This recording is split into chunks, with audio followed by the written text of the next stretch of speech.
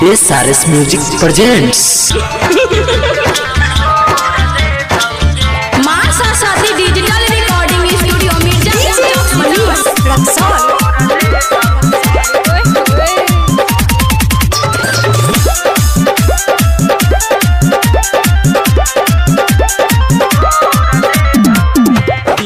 दुपहरिया मिले जय भी बसवहरिया छवरा से देखले तौगे क्या दीना दुपहरिया मिले जय भी बसवहरिया छवरा से देखले तौगे ये छौरी गे लेके यह नीला छौरा छोड़ दे तौगे ये छौरी गे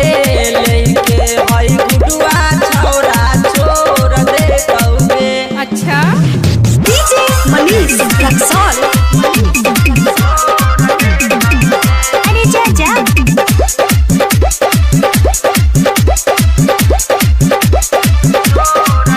रोज रोज मिले जे तू जइबी बसवरिया छावरा से देखिए के धरहवा कवरिया रोज रोज मिले जे तू जइबी बसवरिया छावरा से देखिए के धरहवा कवरिया क्या उठावा के लाली छावरा मिल के तोहरा जात जैतौगे अच्छा ठीके कजहरावा उठावा के लाली तोहरा जात जैतौगे ये छौरी गे लेके अंग किताबा छौरा छोड़ दे तौगे ये छौरी लेके सुन लवा छौरा छोड़ दे तौगे। डीजे मनीष रक्सौल।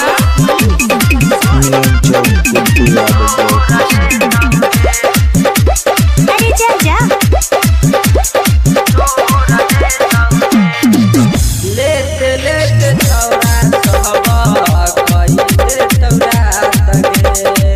तोरो मजा आई जइतौ पाइए के साथ गे लेते लेते छौरा सब कहि दे तौरा तगे तोरो मजा आई जइतौ पाइए के साथ गे राही तोर राम हजी गायक राजीव घुमल के छोड़ दे तौगे राही तोर राम हजी गायक राजीव घुमल के छोड़ दे तौगे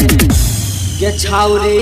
लेके गहा गनवा छौरा छोड़ दे तौगे ये छौरी लेके गहा गनवा छौरा छोड़ दे तौगे। कुछ भी बोलते हो है ना। माँ सरस्वती डिजिटल